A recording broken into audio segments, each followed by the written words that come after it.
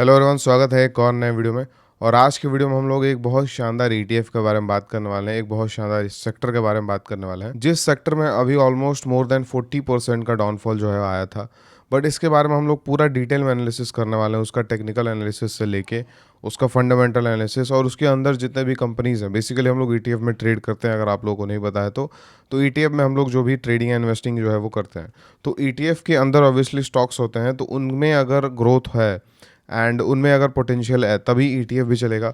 तो वो सारा हम लोग अच्छे से डिस्कस करने वाले हैं, फंडामेंटल प्लस टेक्निकल सब कुछ। नेक्स्ट बुल रन अब इस साल स्टार्ट हो या 2027 में, हम लोग उसके लिए जो है वो प्रिपरेशन जो है वो चालू कर देना चाहिए।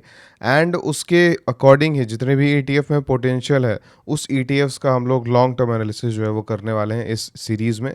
इस पर्टिकुलर वीडियो में हम एक ईटीएफ के बारे में बात करेंगे एंड जो मेजर इंडिसेस हैं उनका लॉन्ग टर्म एनालिसिस जो है वो करने वाले हैं।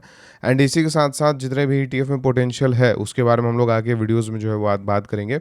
आप लोग कमेंट करके बता सकते हैं कि आपको कौन सी ईटीएफ में पर्टिकुलरली जो है वो जानना है, long term analysis with its target, ठीक है, कि वो चलने भी वाला है या नहीं। तो हम लोग पूरे डिटेल में हर वीडियो में एक पर्टिकुलर ईटीएफ को पकड़ के उसका डिटेल एनालिसिस जो है वो करेंगे। चलिए वीडियो को स्टार्ट करते हैं। एंड हमारा जो आज का ईटीएफ रहने वाला है वो है रियलिटी ईटीएफ।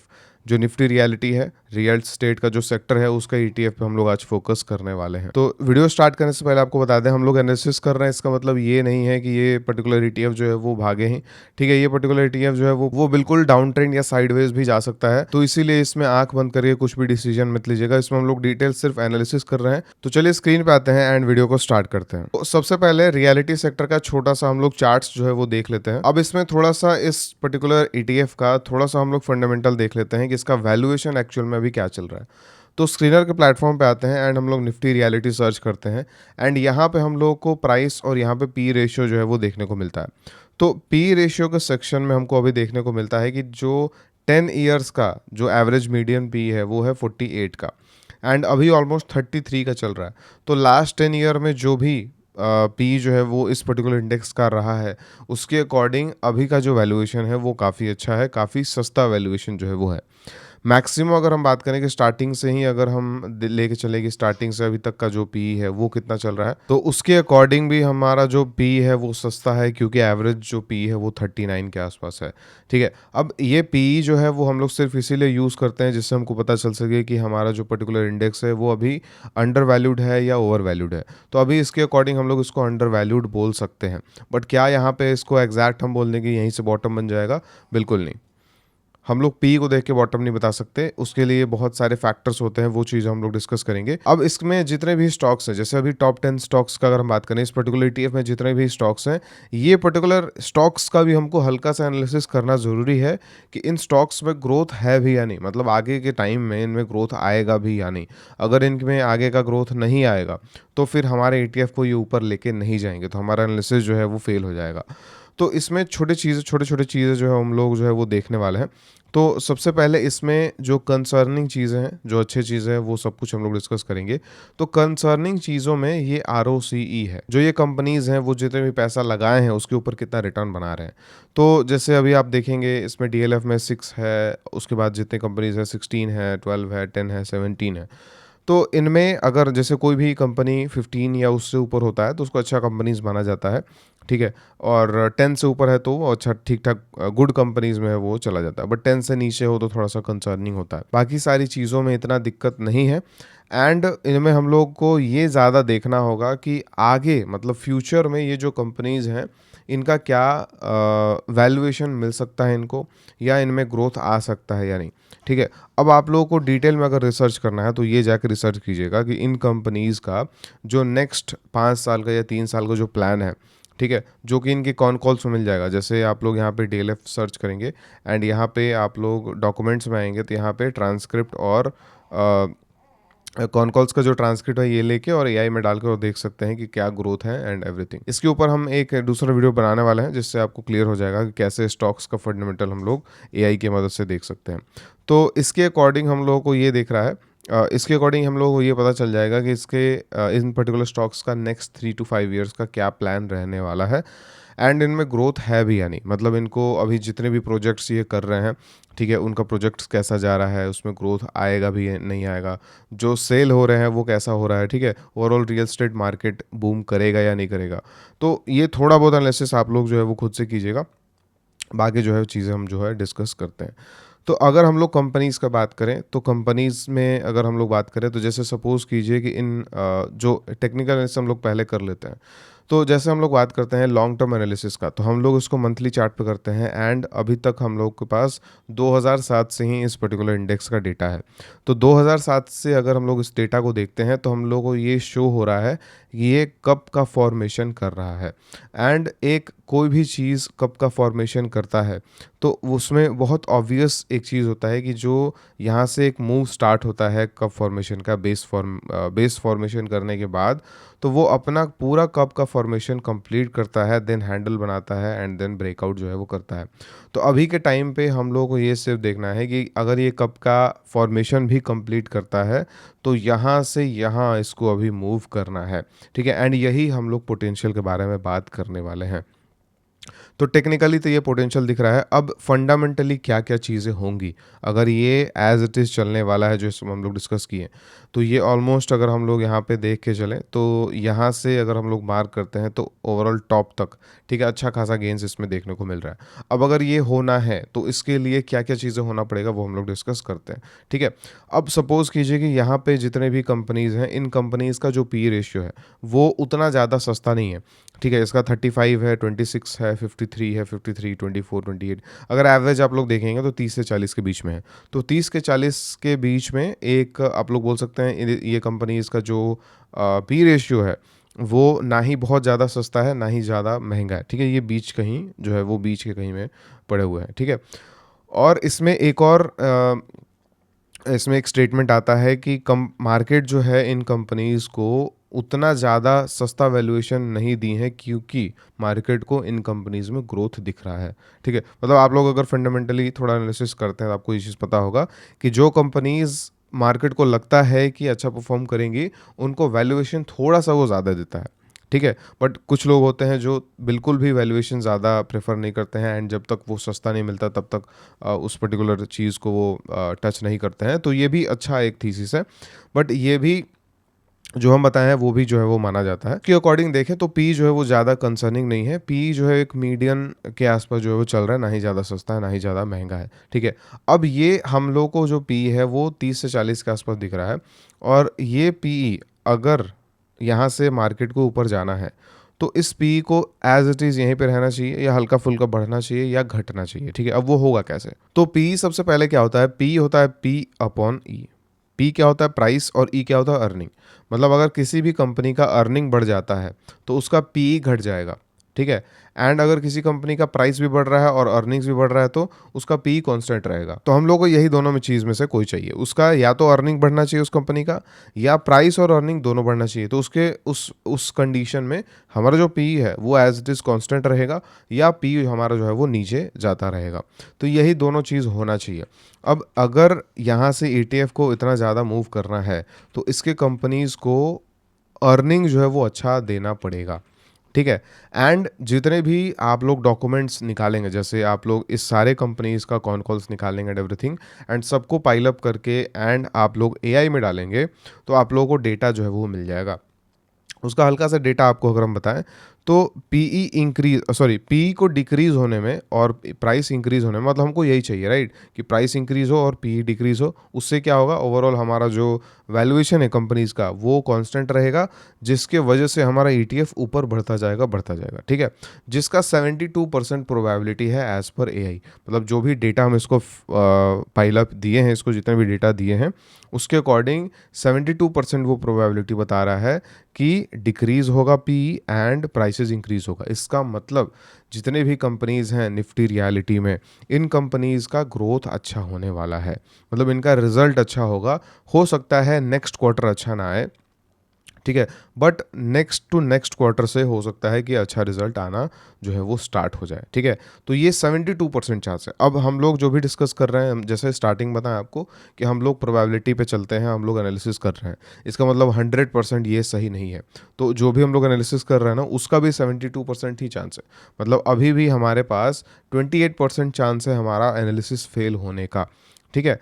तो उसके लिए हम लोग रिस्क मैनेजमेंट फॉलो करते हैं, वो जो है वो आपको पता है। बट आई गेस ये चीज़ आप लोग समझ गए कि 72% हमारे पास प्रोबेबिलिटी है कि ये चीज़ जो है वो होना चाहिए, which is price increase and P decrease. इसका मतलब जैसे जितने भी कंपनीज हैं, इनका रिजल्ट अच्छा आएगा, एंड रिजल्ट अच्छा आएगा तो जो पी है वो रीरेट होगा, मतलब पी नीचे जाएगा या कॉन्स्टेंट रहेगा, एंड उसके वजह से हमारे ETF को भी ऊपर वो पुश करेगा, सिंपल, ठीक है। अब कुछ रीजंस वो बताया है कि वाई अर्निंग्स विल इम्प्रूव। तो FY 2026 से 2027 से प्री सेल ग्रोथ 5 to 7% का आया है, एंड प्राइस अप्रिशिएशन जो है वो इतना है, ये मैटर नहीं करता, ठीक है। और जितने भी कंपनीज हैं ये ज़्यादातर ये प्रीमियम या लग्जरी सेगमेंट में काम कर रहे हैं, ठीक है, जो कि 37% है एज कम्पेयर टू 2020, जो कि उस समय 9% था, ठीक है। तो ये थोड़ा सा डेटा आप लोग जो है वो पढ़ लेंगे तो आपको अच्छे से समझ आएगा। Q1 FY 2026 का रिजल्ट में लोधा और प्रेस्टीज का वाई ग्रोथ जो है वो ठीक ठाक था, एंड कुछ कंपनीज का ये स्पेशली जो है वो थोड़ा सा बताया है कि 2027 का लोधा का गाइडेंस, मतलब ये कॉन कॉल्स आप लोग जब पढ़ेंगे तो कॉन कॉल्स आप पढ़ सकते हैं या AI को दे सकते हैं। तो उसमें बेसिकली क्या होता है कि जितने भी कंपनीज के प्रोमोटर्स होते हैं, ठीक है, वो बैठते हैं, मीटिंग करते हैं, और उनसे क्वेश्चंस पूछा जाता है, एंड वो लोग जवाब देते हैं, उसके अकॉर्डिंग कॉन कॉल्स जो है वो क्रिएट होता है। एंड कॉन कॉल्स आप लोग पढ़ते हैं तो आपको पता चल सकता है कि इस कंपनी का जो प्रोमोटर्स हैं उनका क्या व्यू है, क्या विज़न है, उससे आपको अच्छा आइडिया जो है वो लग जाता है। तो उसके अकॉर्डिंग, ठीक है, ये इस पर्टिकुलर कंपनी में ये पर्टिकुलर ग्रोथ जो है वो दिख रहा है इन फ्यूचर। अगर हम पी कंपैरिजन मैकेनिक्स जो है वो यूज़ करते हैं, ठीक है, तो यहाँ पे what happens in next 18 months, तो ये जैसे यही मतलब जितने भी चीज़ें ये शेयर किया है, इसका 72% विन रेट है, मतलब 28% चांस है इसका फेल होने का।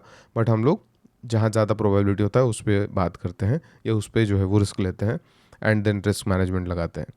तो ये सारे कंपनीज जो है वो लिखा हुआ है, एंड उसका करंट पी दिया हुआ है, उसका earning growth potential earning growth यहाँ पे लिखा है, एंड उसका पीई टारगेट लिखा है। तो इसका मतलब क्या है कि अगर करंट पी 2026 है एंड 18 मंथ्स बाद अगर इसका पीई 26 से कम ही होता है, तो उसका मतलब क्या है कि हमारे को अर्निंग्स में बहुत अच्छा ग्रोथ देखने को मिला है, जिसके वजह से जो प्राइस अपसाइड है वो काफ़ी अच्छा हमको देखने को मिल जाएगा, ठीक है।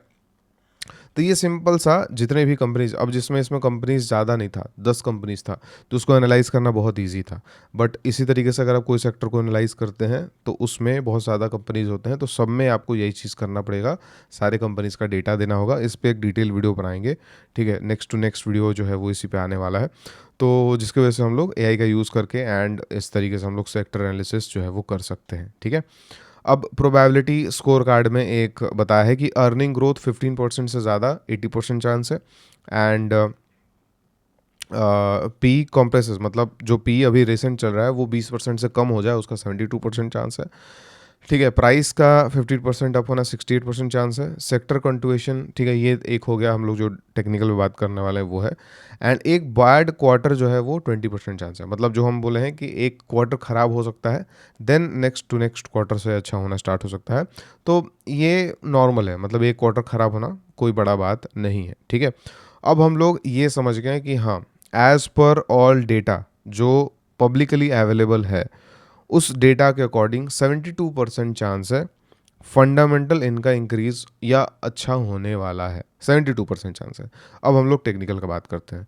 तो एज पर टेक्निकल, अगर ये अब अगर ये कप कन्वर्ट होता है, या अगर ये कंप्लीट होता है ये पैटर्न, तो ये कंप्लीट होने होने तक हमको बहुत अच्छा जो है वो दे के चला जाएगा। अब इसके बाद हम लोग अगर थोड़ा सा डिटेल में बात करें, मतलब हम लोग रीसेंट डेटा का बात करें, तो रीसेंट डेटा में हम लोगों को क्या दिख रहा है कि यहाँ से प्राइस जो है वो थोड़ा सा एक अप ट्रेंड में गया है, ठीक है, फिर थोड़ा सा रिट्रेस किया है, फिर अप ट्रेंड गया है, फिर रिट्रेस किया है, एंड फिर एक अप ट्रेंड का जो है वो प्लान जो है वो कर रहा है।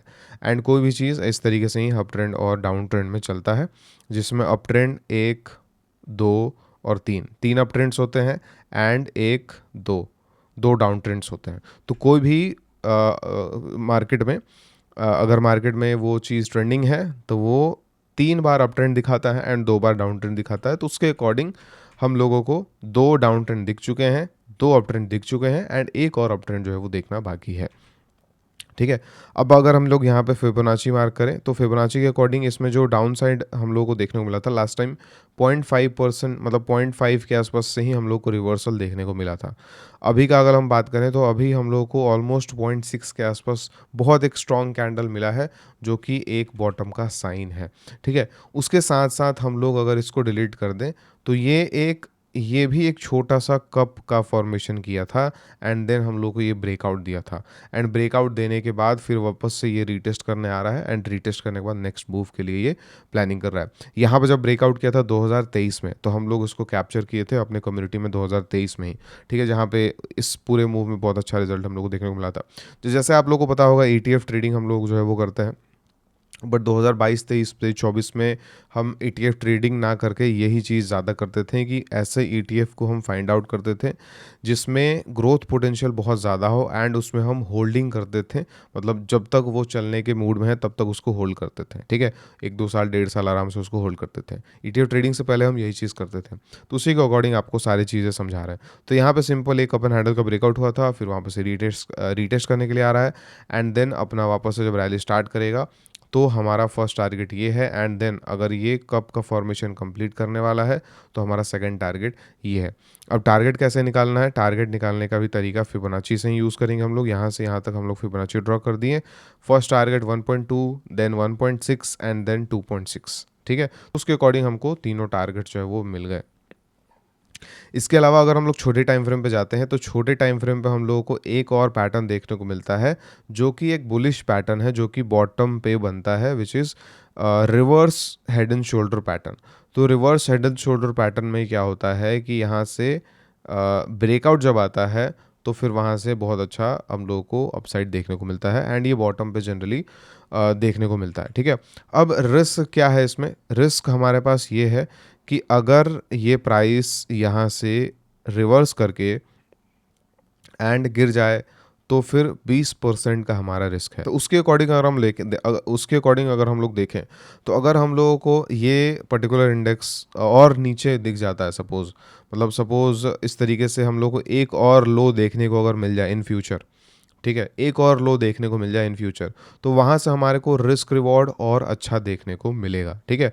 बट अभी के टाइम पे रिस्क रिवॉर्ड अच्छा है, बट यहाँ अगर मिल जाए तो और अच्छा रिस्क रिवॉर्ड मिलेगा, बट इसका चांस कम है, बात ये है। ठीक है। तो यहाँ पे हम लोग अगर देखें तो रिस्क ऑलमोस्ट 20% का है एंड रिवॉर्ड आप लोग जो है वो देख सकते हैं, सिंपल। और थोड़ा सा रिट्रेस अगर हो जाता है तो फिर वो और अच्छा हो जाएगा। आई होप इस पर्टिकुलर वीडियो से आपको कुछ सीखने को मिला होगा, इसके टारगेट्स के बारे में पता चला होगा। इस तरीके से आपको कोई भी ETF के बारे में डिटेल लॉन्ग टर्म एनालिसिस करना है तो आप लोग बता सकते हैं। उसके बाद हम एक जो है वो लॉन्ग टर्म एनालिसिस आपको दिखाते हैं निफ्टी का। ठीक है। तो निफ्टी का एक लॉन्ग टर्म एनालिसिस में अगर आप लोगों को शो करें तो यहाँ से हम लोगों को एक चैनल देखने को मिलता है। ठीक है। निफ्टी में इस तरीके से हमको चैनल देखने को मिलता है, इस तरीके से। ठीक है। अब इस चैनल में हम लोगों को ये समझ आता है कि हम लोगों का जो अपर बैंड है चैनल का वो ये है एंड जो लोअर बैंड है हमारे को ये देखने को मिल रहा है। ठीक है।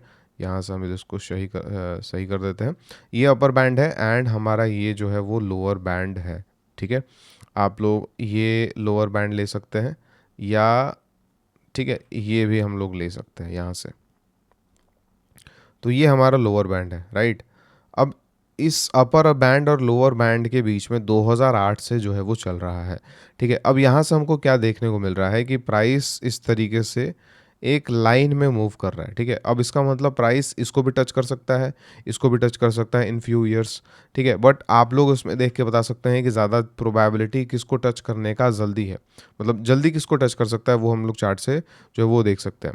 ठीक है। अब अगर इस प्राइस को ऊपर टच करना है, ठीक है, तो यहाँ से हमारे पास जो एक वीडियो हम बनाए थे निफ्टी का निफ्टी नेक्स्ट 5 to 7 ईयर्स में क्या टारगेट है, उसके अकॉर्डिंग ये यहाँ पे अगर ये चीज़ होता है तो ये इन लाइन है इसके ऊपर। 5 to 7 ईयर्स में जो निफ्टी के टारगेट हम लोग डिस्कस किए थे फंडामेंटल एंड एवरीथिंग कैलकुलेट करके, उसके अकॉर्डिंग ये जो है वो सही बैठ रहा है, ठीक है। बट ये चीज़ आप लोग देख सकते हैं कि लॉन्ग टर्म एनालिसिस, जैसे देखिए अभी रियलिटी सेक्टर में लॉन्ग टर्म का चार्ट ज़्यादा पुराना है ही नहीं, और कप एंड हैंडल जैसा वो बना रहा है तो उसमें कुछ खास वो टफ नहीं था, बट ये बहुत टफ चार्ट है निफ्टी का, क्योंकि इसमें हम लोग को एक चैनल में मूवमेंट दिख रहा है। उसी तरीके से बैंक निफ्टी में भी एक चैनल में मूवमेंट हमको दिखता है, एंड इस चैनल को अगर आप लोग देखेंगे तो इस चैनल का टॉप और बॉटम जो है वो आप लोग देख सकते हैं, ठीक है।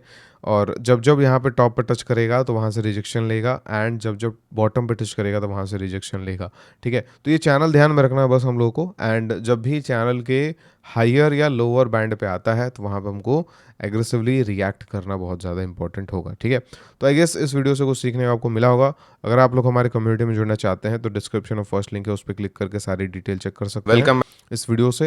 एंड हम लोग इस पर्टिकुलर कोर्स और मेंटरशिप में हम लोग इक्विटी में जितने भी सक्सेसफुल चीज़ें हैं सारी चीज़ें पढ़ते हैं, चाहे वो ETF ट्रेडिंग हो, ETF इन्वेस्टिंग हो, स्टॉक्स ट्रेडिंग हो, स्टॉक्स इन्वेस्टिंग हो, multi beggars, sector rotation, value investing, सारी चीज़ जितने भी सक्सेसफुल चीज़ें हैं सारी चीज़ें पढ़ते हैं। प्लस हमारा एक कम्युनिटी भी है, एंड इस पर्टिकुलर कोर्स और मेंटरशिप में पार्टिसिपेट करने के बाद अदर चीज़ें सीखने या फोकस करने का ज़रूरत नहीं पड़ेगा, ये मोर देन इनफ होगा फॉर वेल्थ क्रिएशन। तो आप लोग कूपन यूज़ कर सकते हैं लर्न, ये कूपन जो है वो इस पर्टिकुलर मंथ के लिए वैलिड रहेगा। एंड हम लोग मिलते हैं नेक्स्ट वीडियो में। Thank you so much.